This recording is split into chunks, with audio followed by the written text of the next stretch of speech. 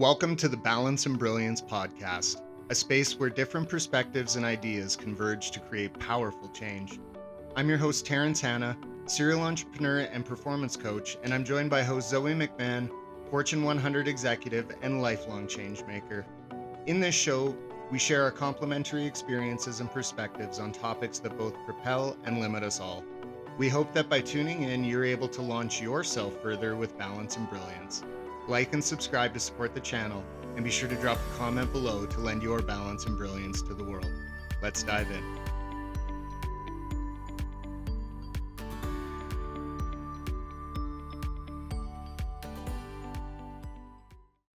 Hey everybody, welcome to Balance and Brilliance. Today we have a very, very exciting episode for you. We're here with Hojeong Kim, the founder of BetterSelf.ai.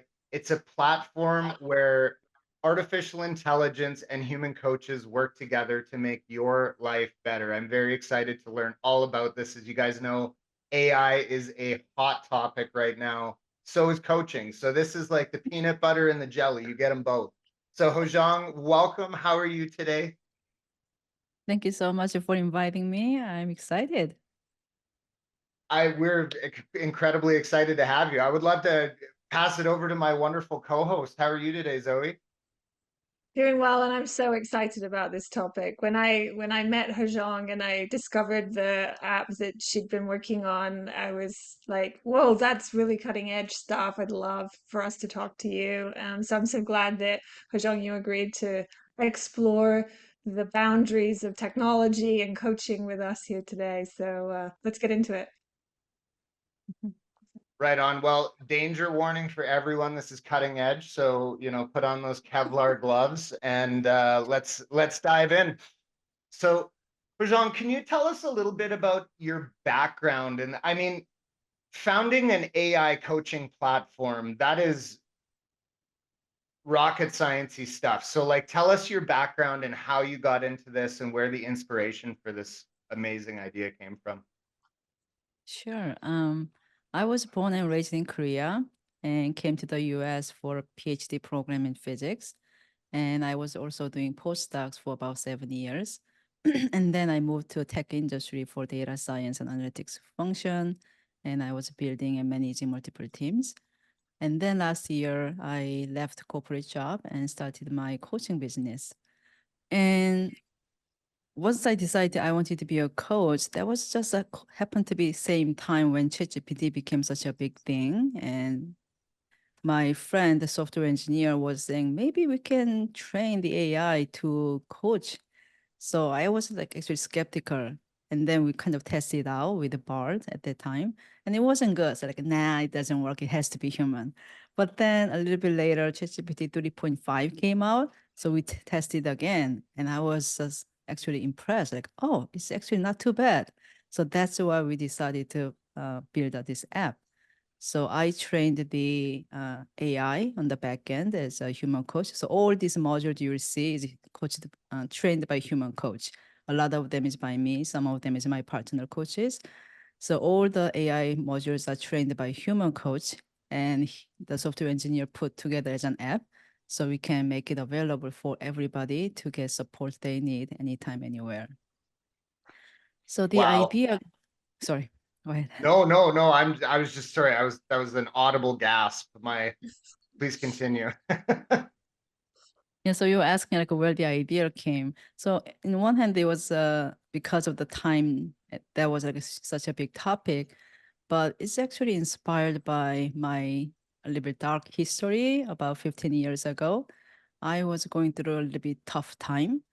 I felt like there is like transparent kind of curtain between me and the rest of the world. I can talk and see, but I couldn't really feel. And I felt everything was like black and white. And I didn't know what I was going through. I still don't know what I went through. And somebody mentioned maybe I have depression. So I did a self-evaluation for depression, but I was not. So nobody near me understood what I was going through. It was painful, but I didn't know who to ask for help because I didn't even know what I have. So I was thinking at that time, if I had something like this, I can just download and try and talk. Maybe I'll get the help that I needed. or at least I know what I have and what kind of support I can have. So that time was like the kind of reminder that there may be a lot of other people who goes through alone, like even their family don't really know what's going on, and they may be suffering alone. And if there are people like what I went through 15 years ago, I'm hoping that this will be a tool that they can actually make a bridge to real support they need. So that was the reason I wanted to make an app and make it available to everybody. You know, something that you said there that really stands out to me is that this is an idea that was born of necessity. You know, something I love hearing when I'm speaking to entrepreneurs is them saying, you know, I needed it, so I built it. And I find that really inspiring because, you know, if you're in a room full of people and you have this, you know, inherent need for something, there's a very high probability that somebody else has that, right? So I love the fact that you are building to fill your own need. And something about I've actually never really conceptualized this before in thinking on AI terms, but having that sort of anonymity with the AI where, you know, you can just ask it anything and not have to worry about judgment or have to worry about anything. That's something as a coach that I find I really often will struggle with clients, as I'm sure you guys know, is building that rapport and breaking down those walls. And that one thing that's their deepest, darkest fear that they would never want to tell anybody could be the one thing that would fix everything. So that's really, really powerful. I have a million more questions, but I don't want to hog the mic. Zoe, over to you. No, I think that's a great reflection, Terry, and I'd be interested to hear if Hojeong, that was part of your thinking, that anonymity component. You talked a lot about the accessibility or availability of help, but it is really interesting that the technology is more anonymous. Was that on your mind? Yes. So when I became a coach and I told multiple people that I became a coach and everything, and actually surprisingly many people didn't want to talk to any human being about their emotions or anything like that. It's true, yeah. So that's why I was thinking, when they have pain, when they have something they are suffering, where do they get help? Actually, we all know that there are so many people suffering alone, looks cool outside and everything functioning, but inside they're alone, they don't have anybody to talk to. So I thought like this will be also useful for those people. Mm, And also there are many people who are just too busy. Their life is just full of like housework and full-time job and too much work. They don't have time for themselves at all. So they need support, they know it, but they cannot find time to get a coach. And some people say, like, I only have once in a while have time at 2 a.m. How can I have a coaching session? I cannot plan that. And who's going to have a coaching session at 2 a.m.? So I think it's also good for those people who really need help but don't have time. So as I talk to more people and hearing those examples, in addition to my example, which is actually the second one resonated with me too, because at that time I had a newborn baby, I had a full-time job. I really didn't have time to more research and investigating what kind of support I can get either.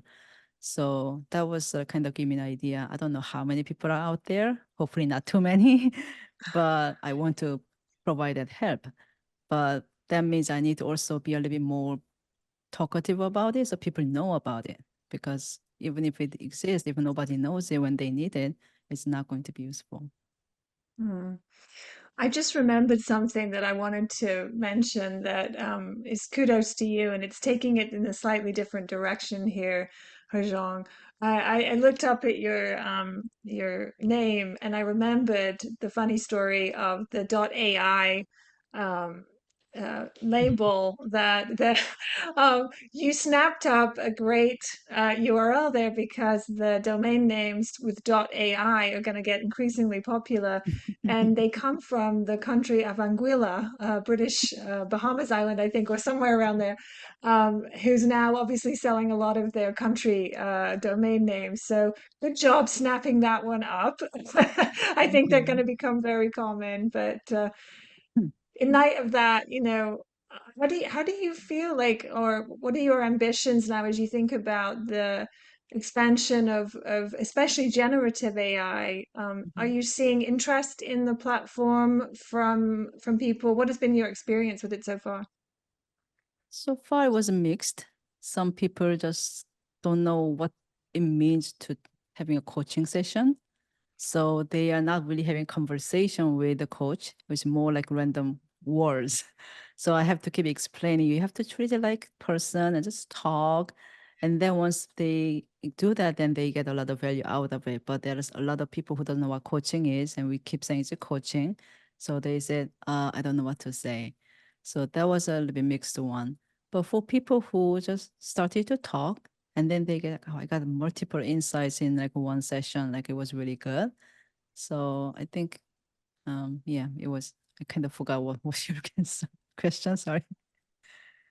No, I think, yeah, that's it. The experience Yeah, so far, where people right. taking to this idea Mhm. of talking to a Gen AI. Terry, I'll hand it back to you, but I was thinking back to our conversation with Elja, who's our first AI interview that we did. And we were kind of talking about this notion that we have to treat Mhm. AI assistants like these, kind of like your best friend. And I was struck by the parallel of you sort of Mm. saying that, yeah, if you were not able to talk to it in a natural way, and if you didn't Mhm. know how to interact with it, it wouldn't Mhm. serve you. And so I think that's a skill that we are going to have to develop as a society, is how to interact with these agents and assistants, which are rapidly growing. So interesting I, parallel there, Terry. yeah, I No, think it I will get actually easier. that hit me like a Mm. ton of bricks too. And even more so, like I was in a discussion a few weeks ago, talking about corporate use of AI. And I had Mm. said something very similar to that, is like, you need to train the AI, like what you like, what you don't Mhm. like, tell it, I don't like that, do this. Mhm. I do like that, do more of that. And just having, so I think having that parallel in Elja's episode and now this episode, I think that's a big takeaway for listeners or viewers, for using this AI, is how Mhm. important it is to treat it like a person. You know what I Mhm. mean? Because then you'll Yeah. yield better results from it. Yeah, I Um, think it yeah, I oh, think go it'll ahead. be easier as we saw from ChatGPT 4.0, when you actually hear and have conversation like somebody sounds like a human having conversation with you. I think it'll be easier, but the previous model was still text reading or just typing kind of way. So that was a very unnatural, I mean, compared to how humans would talk. So I think once that is more popular, then it'll be more natural. They just talk to you like, hey, like, how was your day? And started to have conversations. It'll be easier. But I think there may be some kind of resistance, because when you talk to human coach, when you open up and really show your dark emotions and everything, that means you build a trust. Yeah. And you build a trust because they have similar life experience or they have their own struggles, and it maybe resonate with you. That's why you open up to a specific person. You don't open up to any coaches out there. You get kicked into a few coaches that like, yeah, this coach really knows me, and then really build a trust. But AI is different, right? Because they don't have their own life experience. They don't have their own struggles. Although they may show as if they have all these experiences and covers all sorts of emotions. Not one human being can experience all of them. Hmm. So some people may like it better, but some people may find it actually repulsive and wants to have real human full of weaknesses and faults, and they prefer those. Yeah. So I think it'll be interesting to see like what are the more dominant choices of humans. I'm very interested to talk more about that. I actually want to get a little bit, or get very deeply into that in a little bit, because something that I think AI can offer so many different types of coaching modalities and different approaches Mhm. and all of these kinds of things, but something that AI will never have is empathy. Mhm. And that's something that I really, I'm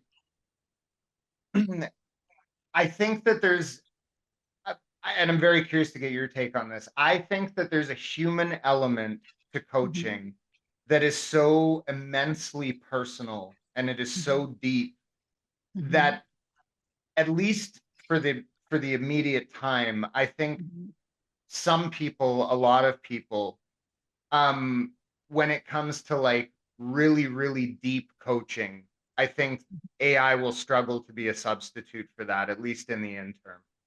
mhm, Now I think for a lot of superficial issues, I think for a lot of things that require a less like psychodynamic approach or things that are more like positive psychology coaching based, at least in my own experience, I'm just trying to like frame this through my own, modalities.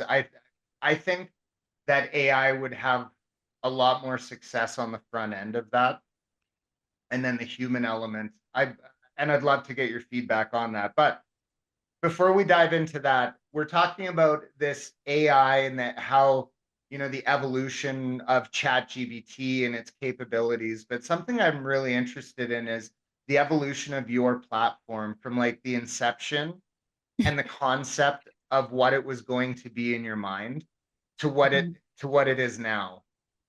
What Tell me about that.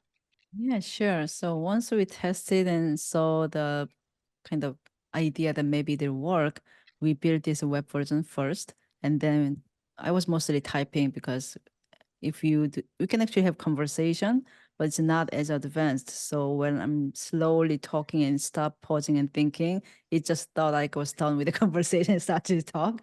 So I prefer to type. And it was good. So we decided to also make app version. And then, as I said earlier, a lot of people didn't know how to talk, like because at the beginning, once you go there, just like any coaching session, like, what do you want to talk about today? And a lot of people say, like, I don't know what to say. And I said, say anything. Like, but I don't know. It's like the prompt. Like, so that's why we decided to have modules. So we ask very specific questions like, do you have any this kind of challenge, do you have this kind of challenge? So kind of make people to think, oh, I can talk about that kind of challenge, and started to talk.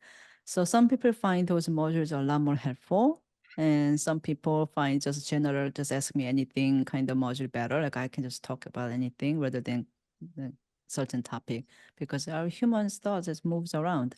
So both of them has like addressed to certain different people. And as we have modules, I realized we can have other coaches to train AI in their special domain. Like there are some people who knows better, way better about me to certain areas like health coaching, sleep coaching, divorce coaching. Like I'm not really expert on those domains. So maybe I can invite all these different coaches and then they can build those niche into the AI. So that's why I started to invite partner coaches, and some of them already built some modules. And this is also a good opportunity for coaches to show their coaching session looks like. I mean, a lot of coaches need to get them know by other people because again, that's how we make trust. Like this is my experience, this is who I am. So we have a lot of podcasts and ebooks and all sorts of things. But another thing we should give is experience of being coached by you. And this is a kind of doing it that like it doesn't look like you and speak like you yet. Once we have the API come up, we'll change that. But at least the style of coaching is your own style of coaching. So you can share that with your prospects. And this is a kind of sounds like what it's like to be coached by me. So it's also a way to show. And we actually make all these partner coaches available in the app so they can connect with them and reach out, hey, I want to talk to you. So it'll be also a way to make a connection between people who needs help and people who has the skills to help them. So this is another place to replace human coaches. This is a place to provide immediate needs for the people who needs at the moment, at the time they need. Plus, when they need more than just AI to talk to, then there are also other human coaches available to help them. So it'll be more like expanding pie in some sense, because even people who didn't know what coaching was will have experience of it. And if they like it, they'll reach out to human coach. That's our thinking. So that's where we are.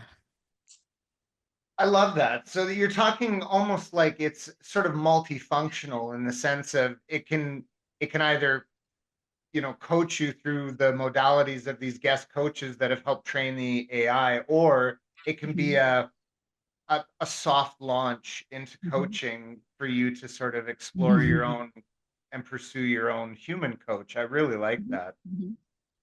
mhm. Zoe, you look like you have something on your mind.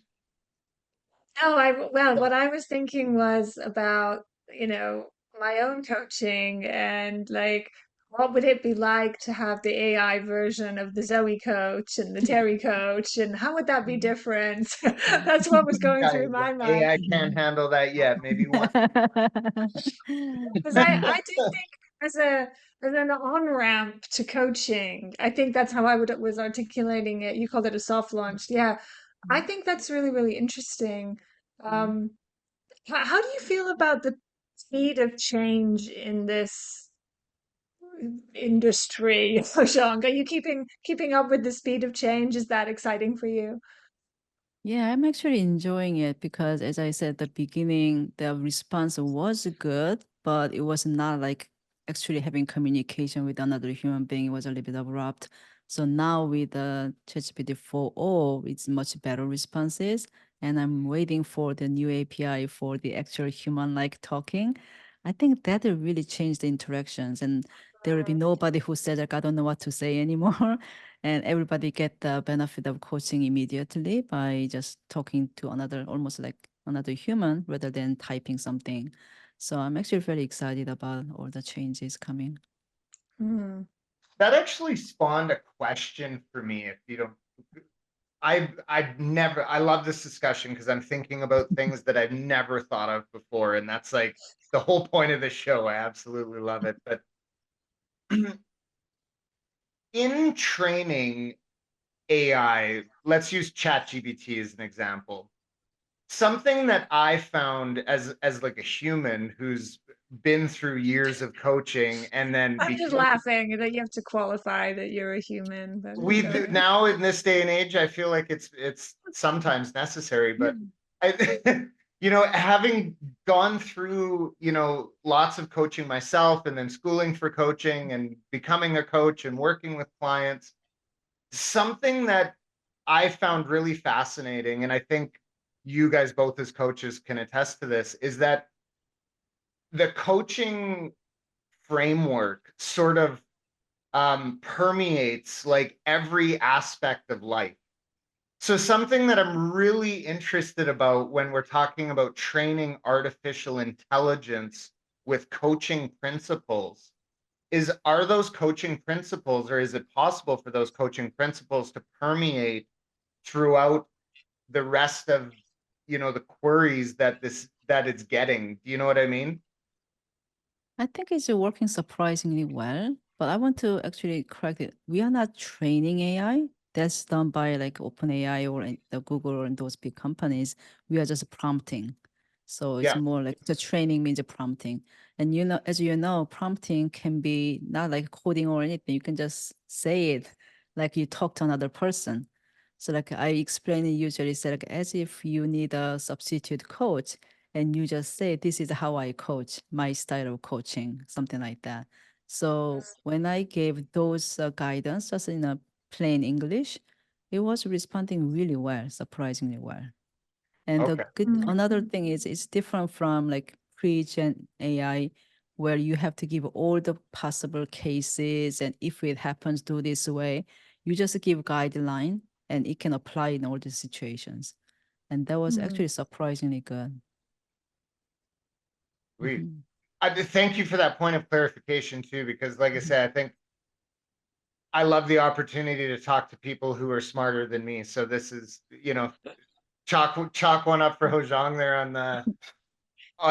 I love that because so now actually to build on that a little bit. So with your guys's platform that you've built, like BetterSelf.ai, do you Mhm.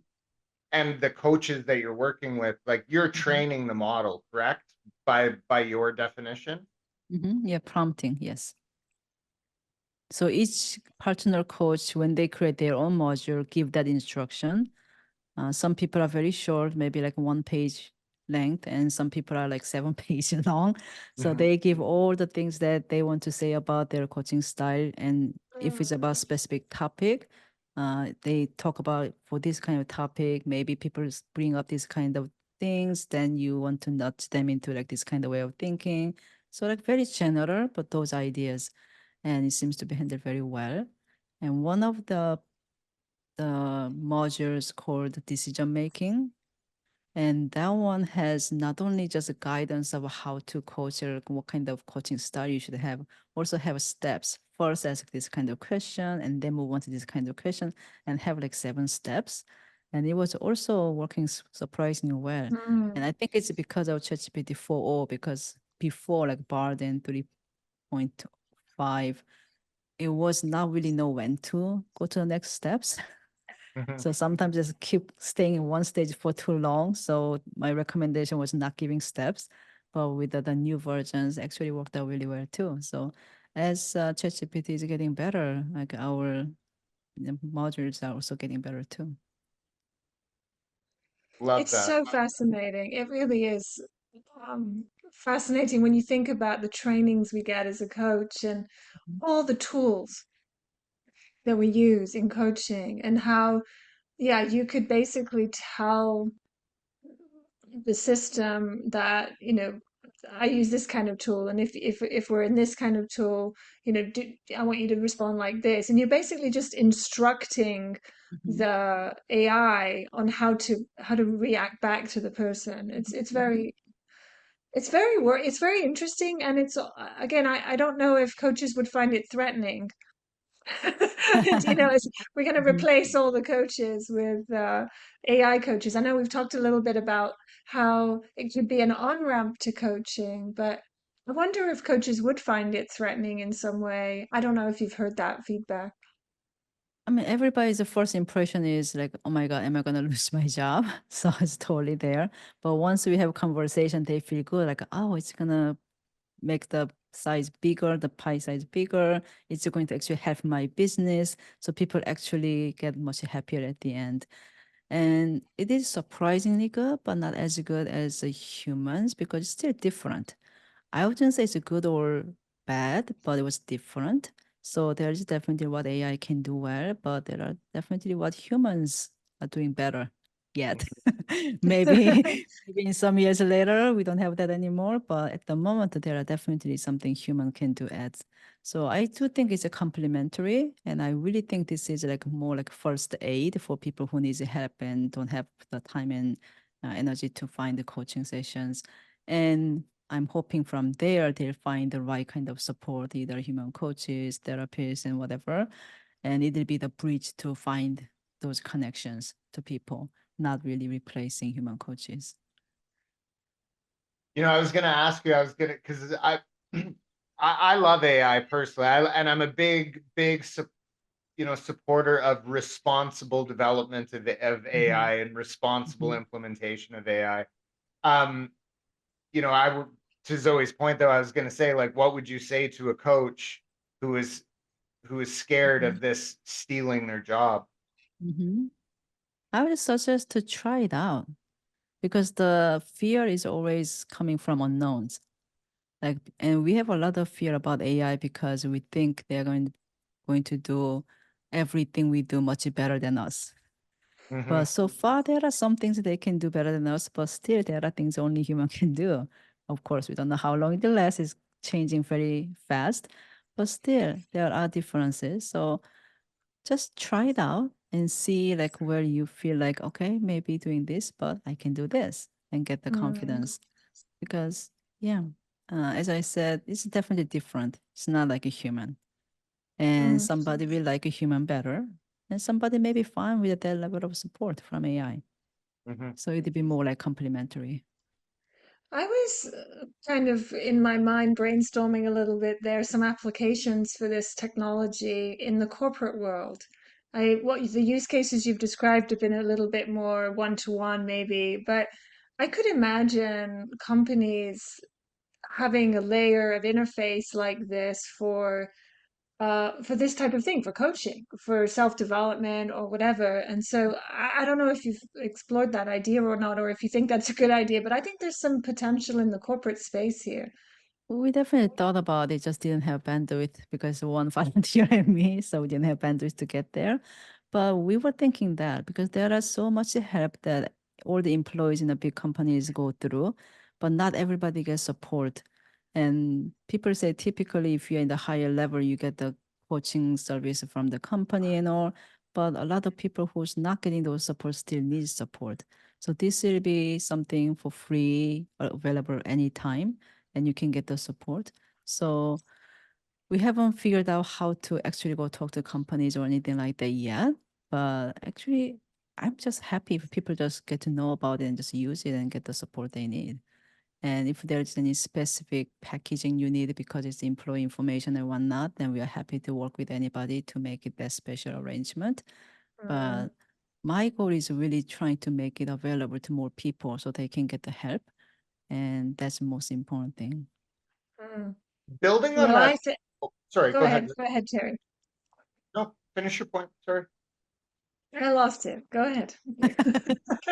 Oh, no.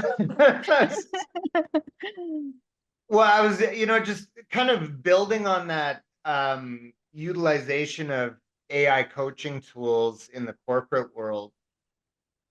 How have you addressed, you know, ethics, trust, uh, data security when it comes to implementing AI in coaching? Because we're obviously talking about extremely sensitive personal information that's, you know, being dealt with on a network. So how, like, obviously you don't need to give away your trade secrets, but just like, what are Mhm. some of the things that you're doing to address those issues when implementing AI? We are pretty much following the standard industry standard things because this software engineer is familiar with how all other products are made.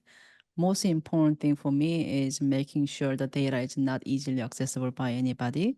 So technically we can access the data, as you know, like all the data that you see on the app, that means they are saved somewhere. That's why they can show it to you. So they have those data. But a lot of companies have very strict rules about who can access, and we can have all the record of it, and all these kind of things. It's only two people thing, so we are not as strictly logging and all that stuff yet.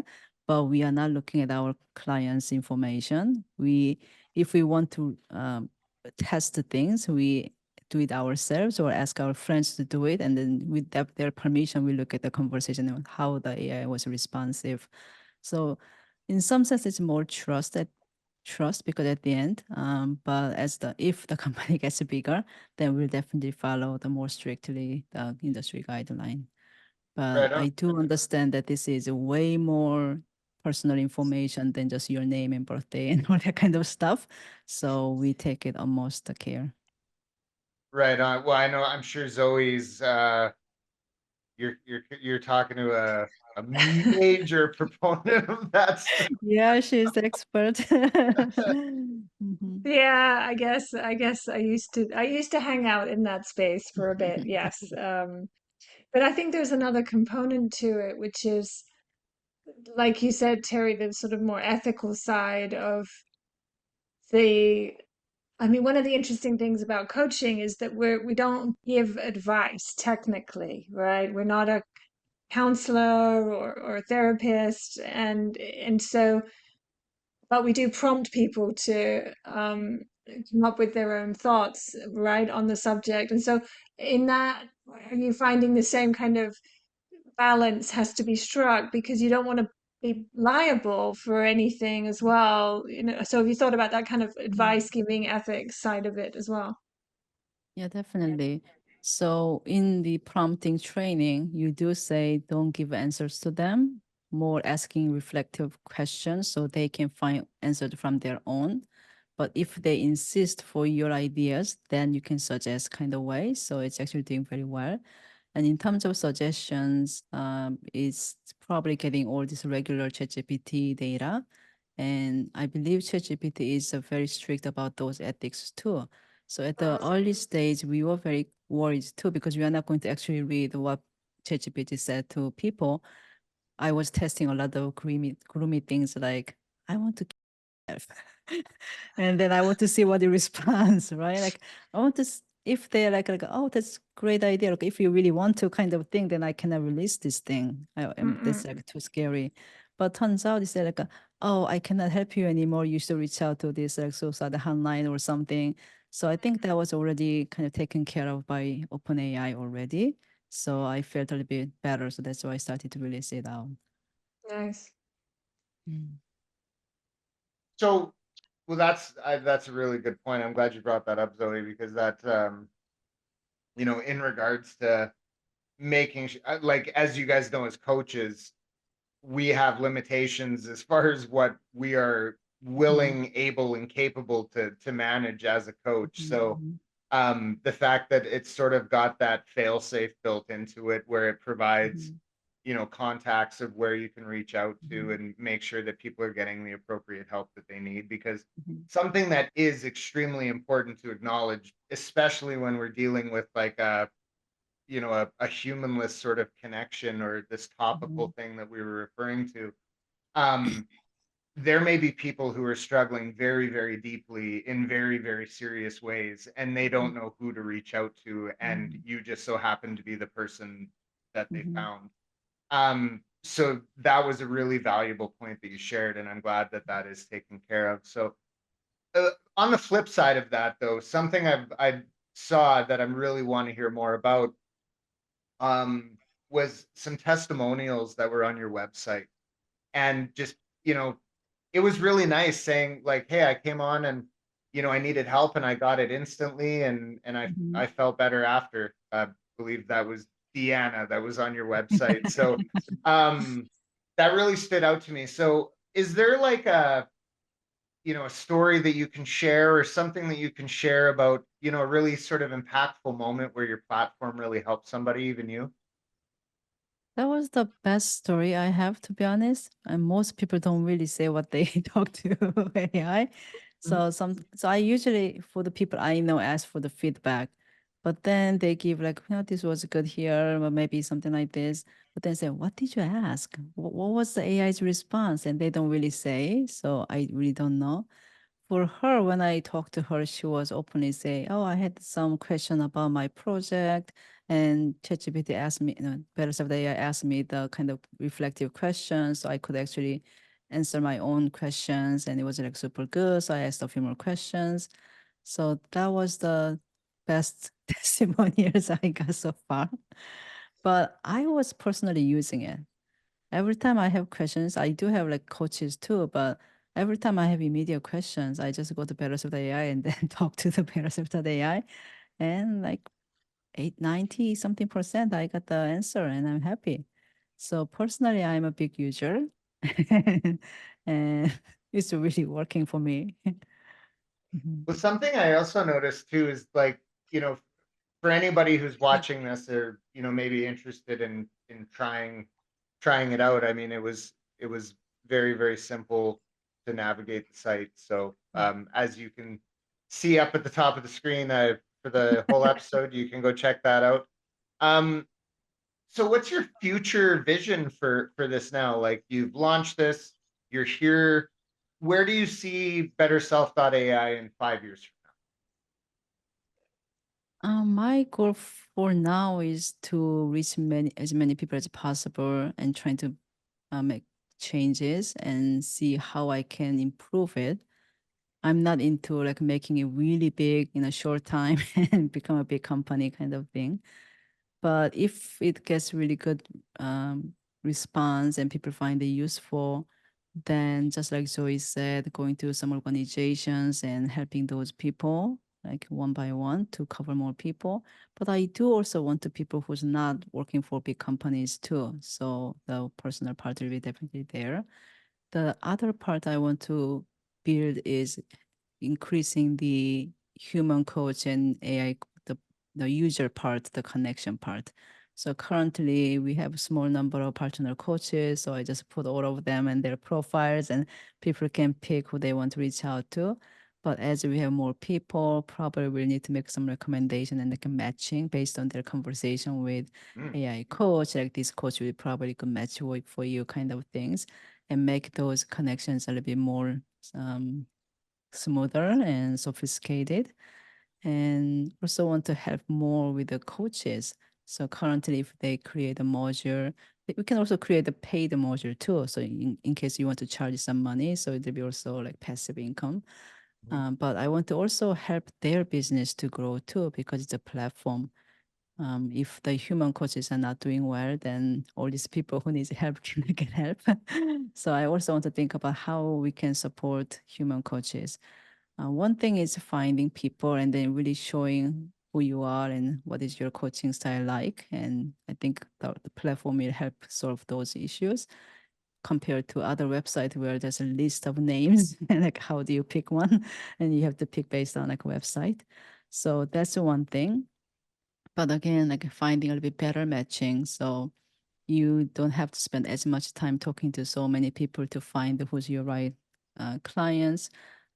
Really find the good candidates so you can also pick from. The same thing with the candidate users to give like a handful of the right good matches coaches so they can also pick from there. So save time in terms of finding the right support they need. So building that kind of platform is the dream. Hojeong, I really love your commitment to being a force for good in society. I think it's come out several times here, and we've talked about it before. And I think it's lovely to hear, and I applaud you for that. I I forgot my question. Wait. Not cutting that. Not cutting that, Joey. So, Haijang, I think your mission is amazing. It comes out all the time in your answers that you really want to serve people with this technology, make it more accessible, especially women or people in the workforce who maybe don't are more junior, maybe don't have access to the kind of coaching that we might see. So, if there are people like that listening here today and sort of struggling with their own sense of progress, or maybe they're having some strange issues like you were describing, what would you advise our listeners to do in relation to their coaching or this technology, having listened to you here today? Yeah, thank you for asking that question. I also want to mention that not only people like women and these junior people who doesn't get support from company as much, but also there are a lot of men who cannot talk about their emotion to other people. Yeah. Like I have son and husband, and they cannot talk about emotions, and it's a little bit sad to see, but it is real. Like they cannot talk about the emotions, and I heard that a lot of men suffer depression quietly alone. There are a lot of pressure, but there's nobody who can talk to. So I think this is for all the people out there who feels like there's nobody who understands you near you, and you don't know how to find support. Try BetterSelf.ai and see if it helps. And maybe BetterSelf.ai will help you to guide the right direction to find a better support too.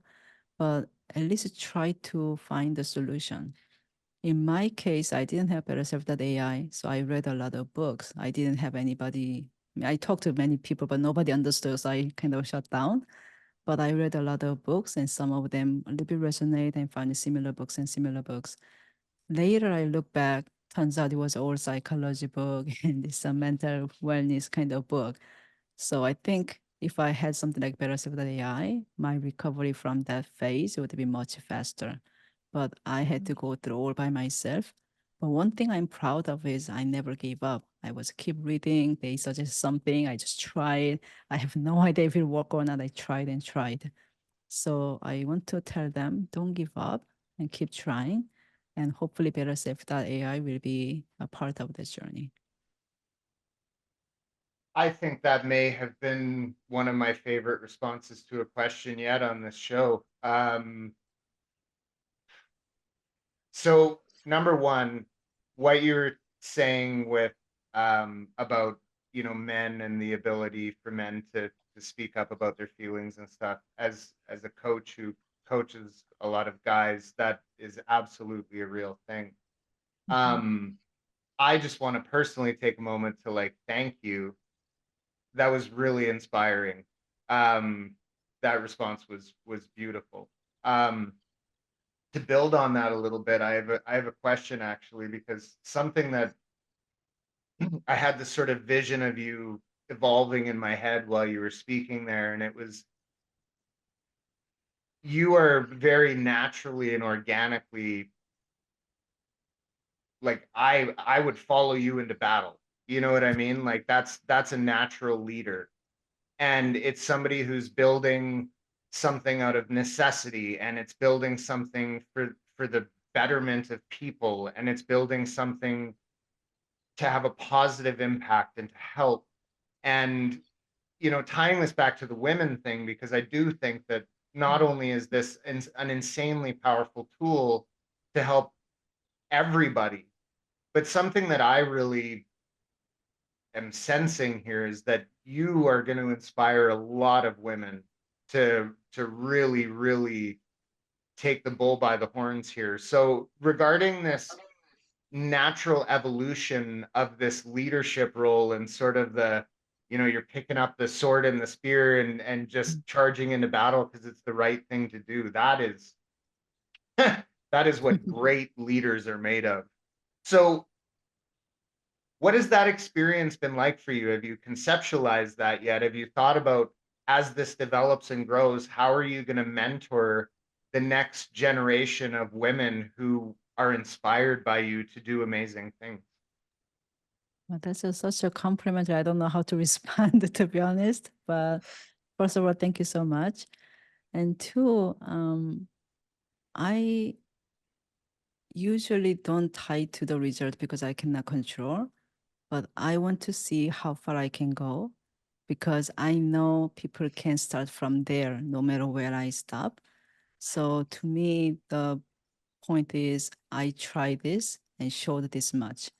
And if there are other people who can start from there and then make even more amazing things, I'd be super happy to see. And I don't know how I'm going to support them, but any way I can think of, I'll try to do my best. My program is one of the ways, but if I get to know them and there's other ways, I'm happy to explore more ways. One thing I'm not afraid is trying new things. Well, that makes you quite rare in the world, Hojeong, Yes. because I do think that there are, fear does hold people back from advancing. And again, I just want to reiterate what Terry said, that I think your mission is incredibly powerful, and you are inspiring. And I think, for our listeners, try it out. But I think the concepts that you're bringing forward are far bigger than the platform. And so you as a coach and as a leader, you're embodying those concepts of supporting what's needed in the world at the time that people need it and the place they need it is very powerful. So thank you very much, Hojeong. We probably need to bring this to a close, Terry. Any last thoughts? Yeah, actually, I think this is just a beautiful conclusion to a wonderful, wonderful episode. And I can only imagine that everyone who's watching this right now is really going to want to know more about you. They're going to want to follow you and all of that kind of stuff. So can you tell people like where they can find you on social media, um, on X, on LinkedIn, whatever the case may be, and ways that, if anyone was moved by this video to go check out Better Self AI, if you have any just tips or tricks for them to get the most out of it. Yeah, it's over there. There's two websites, BetterSelf.ai and Kim Coaching Group is my own program, the coaching program. And there you can find my LinkedIn profile, my YouTube and blog and everything that I create. That's awesome. Well, Hojeong, thank you so much for tuning in and visiting us and sharing all of this amazing expertise that you have. This is absolutely phenomenal. And I know I'm really excited to learn more about it. For anybody who's listening right now, you know what it is. It's balance and brilliance. So go down, give it a like, drop a subscribe if you want to see more amazing content like this. And make sure that you drop a comment. Let us know, have you tried BetterSelf.ai? What do you think about AI coaching? What do you think about the opportunity to sit here and learn from Hojeong. It's been absolutely amazing for me, and I know for Zoe. So we are very, very excited to hear everything that you have to think about this down below in the comments, and we will catch you in the next one. Thanks for tuning in. Thank you so much for having me. In this, our second episode focused on AI, Hojeong Kim shared with us some of the science and philosophy behind her BetterSelf.ai platform. It was a really inspiring conversation. I just loved how her conception of the platform came together from her technology and coaching backgrounds right at the time when generative AI was exploding. That's a great example of someone capitalizing on their strengths and capitalizing on the moment. Her acute sensitivity to serving a huge set of people in society that may want help, may not know where to go, or may feel unable or uncomfortable talking to other people is really apparent. And this idea really levels the playing field for coaching accessibility. The anonymity of this form of coaching is also attractive to many, although just right now it seems the interaction may not seem as natural as interacting with a person. As Hojeong pointed out, this will get better very soon with the next versions of Gen AI tools. I love that she contrasted the experience of AI coaching as different than human coaching. Not better or worse, just different.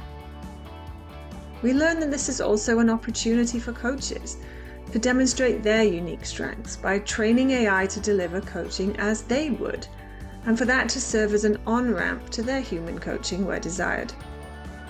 The parallels with our first AI episode with Boom were evident. For this to work, there is a real need for us to treat these AI agents as though they are people. That will, in the end, serve us better. As users, we also just need to try it out, whether as an individual or as a coach. This is also great advice from our guest and similar to the advice given by Boom. I particularly enjoyed Hojeong's optimism and passion for continual improvement in a field that is fast-moving. That and her empathy for her users are key success factors for being an entrepreneur. I can't wait to see how this evolves and what is possible a year from now.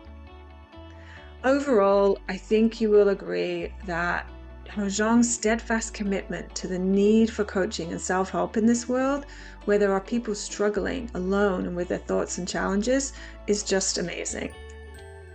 Do check out other episodes in our AI series if you're interested in wrapping your head around this fast-evolving component of our ability to thrive in work and life.